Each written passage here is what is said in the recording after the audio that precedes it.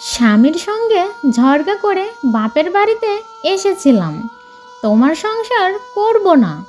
স্বামী তখন নির্বাক হয়ে শুধু চেয়েছিল। বাড়িতে পৌঁছাতেই ভাইয়া প্রশ্ন করল, কি ব্যাপার আয়েশা, তুই হঠাৎ বাড়িতে?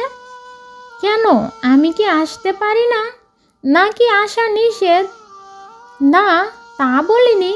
তুই তো সাধারণত আসার আগে জানিয়ে আসিস, আজ বলিসনি, তাই জিজ্ঞেস করলাম। ও আচ্ছা, আমি একটু বিশ্রাম নিব।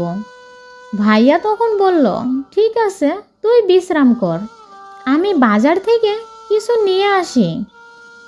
এমন মুহূর্তে ভাবি বলে উঠল, বাহ, দরদ দেখি উতলে পড়ছে বোনের জন্য। আমার বাবা মা এলে বাজারে যাওয়ার নামগন্ধ থাকে না, আর বোন বাড়িতে আসতেই বাজারে চলে যাচ্ছে। বলছি, পকেটে টাকা আছে তো, নাকি বাচ্চার স্কুলের টাকা নিয়ে যাচ্ছ? ভাবির এমন কথাই ভাইয়া বলল, আরে এমন করে বলছো কেন, বুঝলাম না।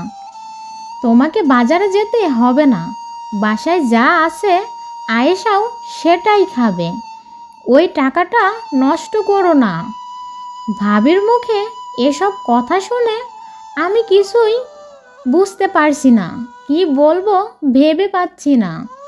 পৃথিবীতে এই ভাইটি ছাড়া আর কেউ নেই আমার, বাবা মা অনেক আগেই মারা গেছেন।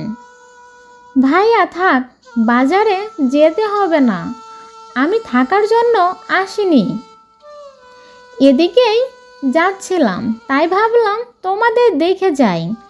এখন তো দেখা হলো, আমি চলে যাচ্ছি। মানে এখনই যাবি তুই?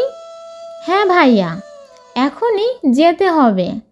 আচ্ছা ভাবি, ভালো থাকবেন, সময় পেলে আমার বাড়িতে ঘুরতে যাবেন। আচ্ছা ঠিক আছে, যাব। এরপর আর একটি কথাও না বলে সোজা স্বামীর বাড়িতে চলে এলাম। স্বামী আমাকে দেখে মিটমিট করে হাসছে। হাসার কিছু নেই, ভালোবাসি বলেই ফিরে এসেছি। হ্যাঁ জানি।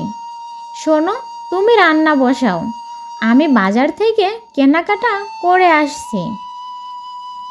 আসলেই বিয়ের পরে যদি সুখের কোনো স্থান থাকে, সেটা স্বামীর বাড়ি।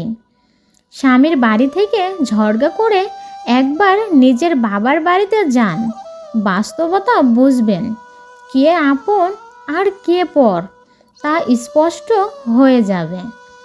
ভিডিওটি ভালো লাগলে লাইক করে শেয়ার করে পাশে থাকবেন। ধন্যবাদ।